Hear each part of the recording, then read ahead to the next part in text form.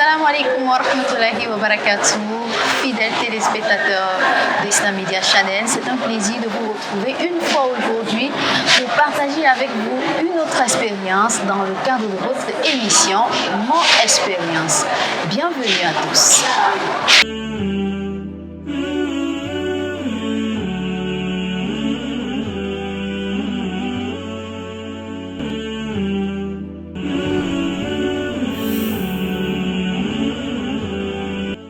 Notre invité du jour est un amoureux du beurre de karité, du miel pur et de tout ce qui est bien fait et naturellement bien fait. Aman Miginawa, c'est le promoteur de Aman Cameroun et nous avons le plaisir de partager avec lui aujourd'hui son expérience sur votre plateau ici au Douala la Grand Mall. Aman, assalamu alaikum wa rahmatullah. Wa alaikum salam wa rahmatullahi wa barakatuh. Comment vous allez? Je vais très bien. Alors ça m'intrigue quand même quand je prononce Aman Miginawa. Oui. Voilà, je sais qu'on a Midiawa Bakari, on a d'autres, voilà, tous ces noms qui se ressemblent un tout petit peu. Miginawa veut dire quoi? En fait, Miginawa, ça devrait être Nege Nawa. Ah, d'accord. Dans ma langue maternelle, en guidar, qui veut dire j'attends les miens. Ah, d'accord. Mais vous savez, les administrateurs d'autrefois peuvent modifier le sens de ce qu'on veut leur dire pour écrire. Oui. Ils écoutent tel qu'ils écrivent. D'accord. C'est pour cela qu'on a écrit Miginawa. Mais ça veut dire j'attends les miens. Alors, c'est un plaisir de vous attendre ici parce que vous êtes aussi l'un des nôtres dans le cadre de cette émission. Oui. Avec vous, nous allons partager votre expérience en tant qu'entrepreneur. Oui. Vous avez peut-être plusieurs casquettes dans la vie, mais on va se focaliser sur votre expérience entrepreneuriale. Oui. Et moi, je vais simplement vous demander, c'est quoi cet amour pour l'entrepreneuriat? D'où est-ce que cela vous vient? Je ne peux pas vous dire exactement d'où me vient cet amour d'entrepreneuriat. Je me souviens quand même que dès les bas âges, déjà à l'école primaire, moi je partais à l'école primaire avec les chewing-gums. Je me suis dit que je ne dois pas toujours demander 100 francs, 50 francs à ma maman et à mon papa. Il fallait que je pense parfois à avoir de l'argent qui me vient de mes propres efforts pour acheter par exemple pour faire des petits besoins. Donc, et un peu plus loin, quand j'étais déjà au CM2, je faisais de l'élevage de poulets. Je ne dépendais plus de mon papa du côté scolaire. Donc, en même temps, je faisais l'agriculture. Quand je dis je faisais l'agriculture, ça veut dire qu'avec mon argent, je faisais au moins 2 champs de coton. Wow. Ce n'était pas moi qui partais travailler au champ, il y a des gens qui partaient travailler pour moi au champ. Même la récolte, c'était pareil. Donc, au moment de la vente, c'est mon papa qui prenait de l'argent et qui gardait cet argent. Et c'est en septembre, en réalité, que j'ordonne qu'on vende mes poulets. Et quand on vend mes poulets, ça veut dire que j'achète les cahiers, mes livres pour aller à l'école. Oui. Même mon pantalon, parce que j'étais mieux habillé que les enfants qui avaient des parents ayant un peu de moyens. Oui. Parce que là, vous aviez quand même le choix d'acheter ce qui vous plaît avec de l'argent. Papa pouvait quand même compléter. Tout à fait. Mais vous faisiez quand même l'effort. Tout à fait. Et quand j'avais 16 ans, c'est avec cet argent que j'ai payé le transport de Guidère pour Douala. J'étais venu en vacances chez mon oncle. Oui. Je n'avais pas demandé l'argent chez quelqu'un. Donc c'était l'argent de mes efforts. Alors Guidère dans la partie septentrionale du pays. Dans la région du Nord, département du Maïouti. Oui, c'est de là que vous venez. Oui. Et on voit un digne fils de Guidère qui s'investit dans l'entrepreneuriat et précisément dans la transformation et la conservation du beurre de karité et du miel pur. Pourquoi est-ce que vous avez fait ce choix de beurre de karité et du miel? Le choix du beurre de karité et du miel, c'est pas fait au hasard. Déjà, c'est des richesses naturelles que Dieu nous a données. Oui. Et puis, c'est peu valorisé. Je me suis dit que pourquoi ne pas faire un nom à partir de ces produits. Et des produits qui ont un impact positif sur la santé. Que ce soit le miel, que ce soit le beurre de karité. On ne peut pas en parler des avantages de chaque produit ici parce que c'est tellement large. Mais ils ont un impact positif sur la santé. Et puis, ce ne sont pas des produits périssables rapidement. Donc, il faut donc comprendre que ce sont des produits qui viennent de chez moi aussi. Donc, il faut valoriser les produits locaux qui viennent de ma localité, par exemple, de la région du Nord. Oui. Ça veut dire que dans le Nord, on utilise beaucoup le beurre de karité? Bien sûr. La région du Nord, précisément dans le département de la Benue, on en produit beaucoup. Donc c'est justement pour ça que beaucoup de Camerounais ne savent pas qu'au Cameroun, on produit le beurre de karité. Ils ne font qu'apprécier le beurre de karité qui vient d'ailleurs, alors que le nôtre est 1000 fois meilleur. Ça, c'est pas moi qui le dis, hein. Ce sont des laborantins à travers plusieurs analyses qui me le disent, qui me le confirment avec des résultats. Donc on produit beaucoup et la bonne qualité d'ailleurs. Alors l'élément déclencheur, qu'est-ce qui vous dit qu'en faisant le beurre de karité, vous apportez quelque chose aux consommateurs camerounais que nous sommes? Ou même le miel, surtout qu'aujourd'hui on a tendance à voir cela mélangé. Oui. Quel est le pouce? Déjà, je peux vous recommander de consommer le miel avec votre thé à la place du sucre en carreau, par exemple. Oui. Pour vous éviter à long terme d'éviter le diabète. Oui. Ça, c'est le premier cas. Le beurre de karité, moi, je le consomme pour prévenir le rhumatisme. Je le prends dans la boisson chaude. Il y a d'autres personnes qui s'éloignent avec. Ah, oui. Et chez nous, on sait que le beurre de karité, on prépare même avec. Et quand nous, on était des enfants, on le mettait dans le pain aussi. On le mange. Moi, je ne savais pas. Ça, beaucoup de gens ne savent pas, mais c'est la réalité. Et le beurre de karité, aujourd'hui, est utilisé comme ovule par des femmes après avoir saigné. Ça, c'est très efficace. Hein, pour les vergetures. Oui. C'est conseillé aux femmes, surtout les femmes enceintes. Ça, je connais quand même. Voilà, j'ai une amie française aujourd'hui, c'est ça qu'elle met sur ses lèvres. Oui. Puisque le beurre de karité met d'une Cameroun est allé déjà en Suisse, c'est parti en France, c'est allé en Allemagne, c'est allé au Togo, à Lomé 2 fois, c'est parti aux États-Unis, c'est allé en Belgique. Donc ça prend de l'ampleur. C'est parce qu'il est de bonne qualité. Il est de bonne qualité. Ouais. Alors aujourd'hui, en tant qu'entrepreneur, dans un produit connu de l'Afrique et du Cameroun également, quels sont c'est-à-dire, qu'est-ce que vous apportez en plus? Qu'est-ce qui fait votre particularité chez Aman Cameroun? La particularité, c'est d'abord la qualité.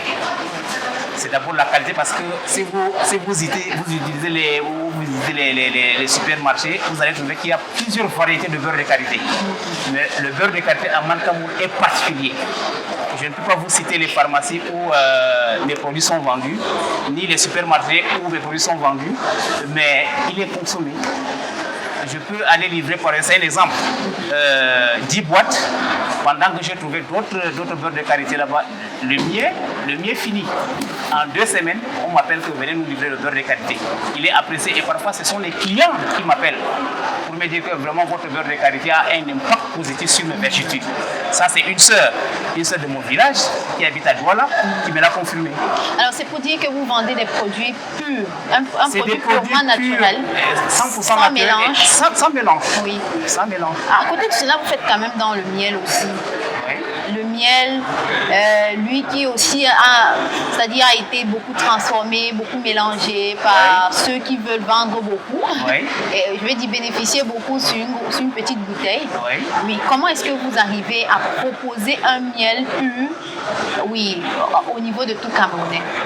Vous savez, le secteur du miel est un secteur très complexe, surtout pour cette année où le miel n'a pas beaucoup produit. Oui. Et donc, il faut maintenir la clientèle avec un prix de départ. Nous, on a des fournisseurs qui sont des bons fournisseurs, qui sont des hommes pieux, qui ne mélangent pas, où on achète toujours chez eux. C'est-à-dire que le miel, si vous commencez à changer de fournisseur, vous allez tomber et vous allez livrer un faux miel à vos clients. Et c'est comme ça que vous allez perdre la clientèle. Donc il faut maintenir. Et parfois, quand vous avez un peu d'argent, achetez au moment de la récolte pour essayer de le conserver. Oui, de le conserver. Et l'écouler maintenant au fur et à mesure. Donc actuellement, le miel, vous savez, nous on commercialise le miel qui vient de la Damoa, de plusieurs localités. Le miel des Tinières, le miel des de Mayo Bagno, le miel de Maiganga, le miel de Ngaoundéré, Oui. le miel de Ngaoui. Donc, et partout, nous avons des producteurs, des apiculteurs sur place qui nous livrent le miel et qui peuvent nous appeler pour dire que, Monsieur Aman, nous avons par exemple 5 bidons de 20 litres de miel naturel. Quand le miel naturel, c'est celui qui est extrait de manière, qui est extrait à froid. Oui. C'est ça qu'on appelle le miel naturel. Et quand nous vendons donc notre miel, on n'a pas peur Oui. qu'un diabétique consomme notre miel et qu'il Oui. ait des problèmes après. qu'il ait des problèmes. Par rapport, c'est vrai, on va vous dire que le miel à Cameroun est cher, mais ce qui est naturel, ce qui est bon est cher. Justement, parce Et qu'on vous nous avez met vu ailleurs, on montre comment on fabrique les miels dans des casseroles Avec ailleurs, du et puis sucre. on vient écouler à 3 000. Oui. Et d'autres disent que non, votre miel est cher, alors qu'on vend le miel à 3 000. Bon, C'est l'authenticité. à ces personnes, je leur demande d'aller acheter ces miels de 3 000. Nous, on reste sur le cap de nos prix. C'est pour dire que c'est l'authenticité qui fait la différence. Tout à fait. Alors, quelles sont aujourd'hui les difficultés que vous rencontrez dans l'entrepreneuriat au Cameroun précisément? Bon, les difficultés rencontrées dans l'entrepreneuriat aujourd'hui au Cameroun sont plusieurs. Il nous faut d'abord, il manque un financement. Ah. Beaucoup veulent se lancer dans l'entrepreneuriat. Moi, par exemple, j'ai envie d'augmenter la capacité de production, mais je n'ai pas assez de moyens. Donc, il y a un problème de fonds. Maintenant, il y a un problème même pour écouler la marchandise. Oui. Je suis à Douala, il y a un client il y a des clients qui veulent à Yaoundé. Il faut automatiquement avoir une représentation là-bas. Le client, il ne veut pas savoir où tu as les moyens pour avoir une représentation. Il veut que votre produit soit à Yaoundé. Il y a des clients qui me harcèlent. Comment vous êtes à Douala pendant que nous sommes à Yaoundé, on n'a pas vos produits ici. Il faut les moyens. Effectivement. Pour avoir une représentation quelque part, il faut les moyens. Pour avoir une représentation à Bafoussam, il faut les moyens. Donc ce sont les difficultés qu'on rencontre. Oui. Même pour acheter les emballages, Oui. c'est des moyens. Pour faire les étiquettes, c'est des moyens. Moi, je déclare mes impôts. Chaque mois, il faut que je déclare mes impôts parce que ce sont ces impôts-là qui aident mon pays à avancer dans les infrastructures. Et un bon citoyen doit payer ses impôts. Et tout ça, là, ce sont des difficultés qu'on rencontre. Des taxes, manque de financement de l'État. C'est vrai, l'État finance, Oui. mais il ne finance pas tout le monde. Parfois, il faut des affinités particulières. Moi, je ne connais personne. Donc, j'ai commencé avec des petits moyens. Oui. Je suis en train de grandir petit à petit. Peut-être qu'un jour, j'arriverai. Inch'Allah. Inch'Allah. Aman Cameroun ou alors Aman Miginawa est également musulman. Oui. À ce que je sache, tout à l'heure, on s'est renseigné chez vous sur Oui. où est-ce qu'on pouvait effectuer la prière ici. Et vous le savez, c'est indispensable dans la vie du croyant. à En fait. tant que musulman, qu'est-ce que vous faites pour non seulement allier votre vie professionnelle et votre vie spirituelle, sans que cela n'entache également sur les revenus que vous devez avoir? Vous savez, un homme, c'est les principes. Et les principes doivent être respectés. Ce sont des engagements. La prière, il n'y a pas de mesure quand on est musulman, ou c'est ça ou ce n'est pas ça. Ça veut dire que les 5 prières doivent être faites à l'heure indiquée. Je me trouve toujours du temps à faire mes prières, même si j'ai les clients devant moi. C'est vrai que les clients peuvent venir devant moi. Je peux quand même, par respect, finir de servir les clients.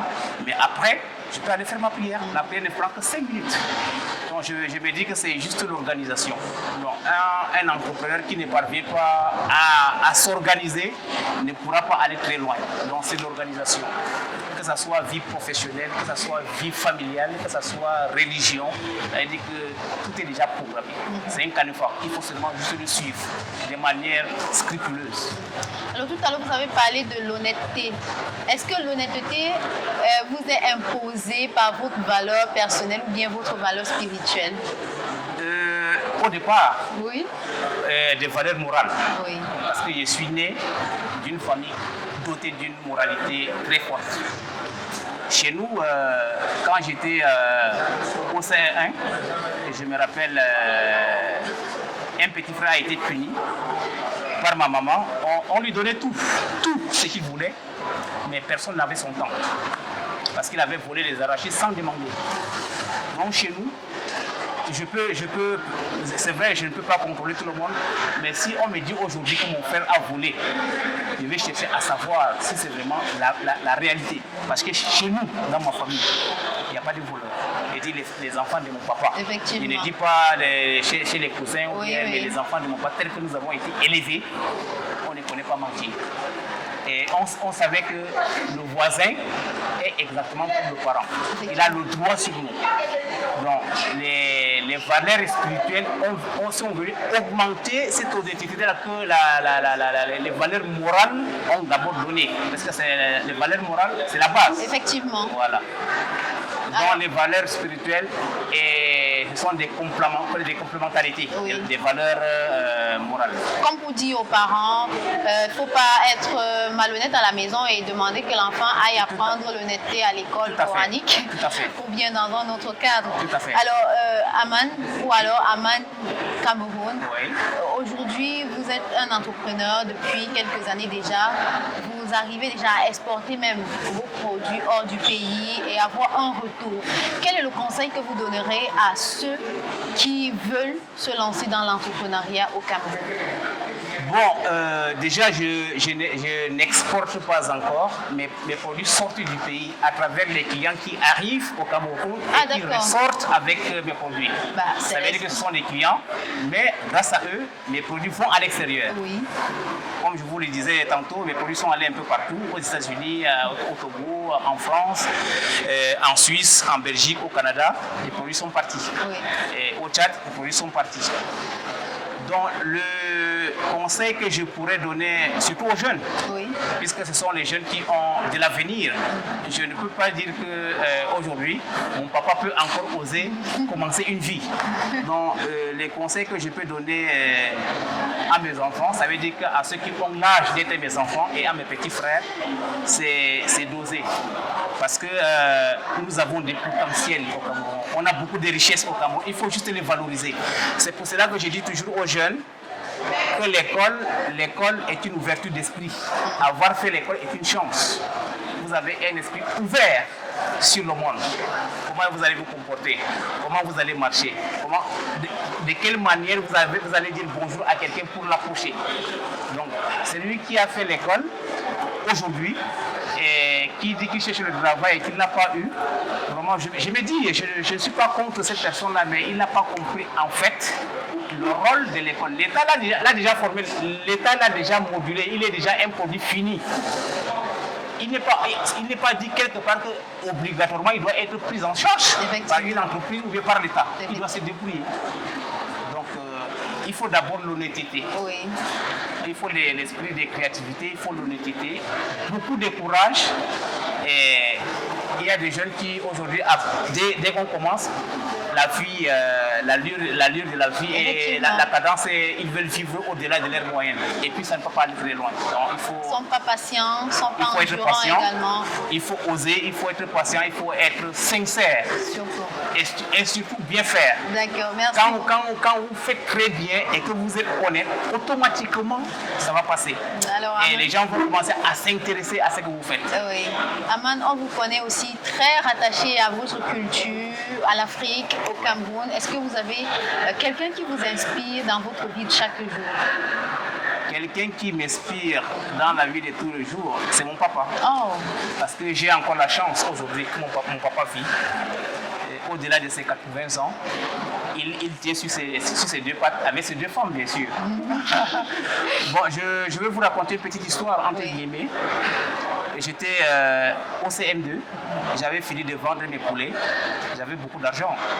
À mon âge, si déjà j'avais 50 000 à cette époque, ça veut dire que j'avais beaucoup d'argent. Effectivement. Voilà. Et mon papa savait que moi j'avais l'argent. Mon papa donc a demandé de venir, je suis venu, il m'a dit prends 500, vous allez acheter les beignets. Je suis allé acheter les billets de 500. Les billets c'était 500 francs. Oui, à l'époque. Donc on a emballé, je suis venu. Tout le monde était là, ses femmes étaient là. Bon, ma maman était décédée, malheureusement. Parce que j'avais perdu ma maman en 89, j'avais 10 ans. Alors, mon papa a demandé, assieds-toi. Je suis resté là. Il a dit, il faut déballer les beignets. J'ai déballé, il dit, mange. Les frères étaient là, mon grand frère était là, ses femmes étaient là. J'ai pris un beignet, j'ai mangé. J'ai pris un deuxième beignet, je n'ai pas parvenu à le mettre dans la bouche. Il dit que je ne peux pas, il dit pourquoi? Il dit que je ne peux pas manger pendant que tout le monde est en train de me regarder. Il me dit, tu as compris la leçon, vas-y. Donc, si Dieu te donne aujourd'hui, ce n'est pas pourquoi il faut avoir l'esprit de partage. Et je me dis que ça, c'est une leçon de vie qui va m'accompagner toute ma vie et à qui je veux transmettre à mes enfants, à mes petits-enfants. Et chaque fois, pas plus qu'un mois et demi, j'étais au village, j'étais avec mon papa.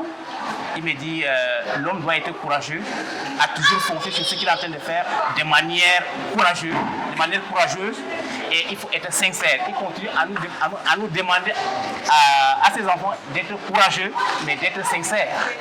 Merci beaucoup. Donc c'est mon papa qui m'inspire. Il me redonne la force de faire ce que je suis en train de faire dans ma vie. Alors ce que vous venez de faire, c'est partager avec nous votre expérience, oui, mais également l'expérience de votre papa, qu'on salue en passant. On lui dit assalamu alaikum. Comment il s'appelle déjà? Il s'appelle Miginawa Vondo. Miginawa, voilà, ouais. Papa Miginawa. On a eu le plaisir de recevoir votre fils, oui, Aman Miginawa, également sur ce plateau. Merci également à vous d'avoir accepté notre invitation ou au-delà, de nous avoir reçus sur ce plateau, ici au Douala Grand Mall. Quant à vous, chers téléspectateurs, on vous réserve beaucoup de surprises. Qui sait, peut-être la prochaine fois, on ira à l'usine de transformation et de conservation des produits de Aman Cameroun. Restez simplement sur Islam Média et n'oubliez surtout pas de vous connecter et surtout, oui, activer la cloche de notification pour ne rien rater sur toutes nos pages de diffusion. Merci également à toute l'équipe derrière la caméra et on se donne rendez-vous dans une autre édition. Sur ce, assalamu alaikum wa rahmatullahi wa barakatuh.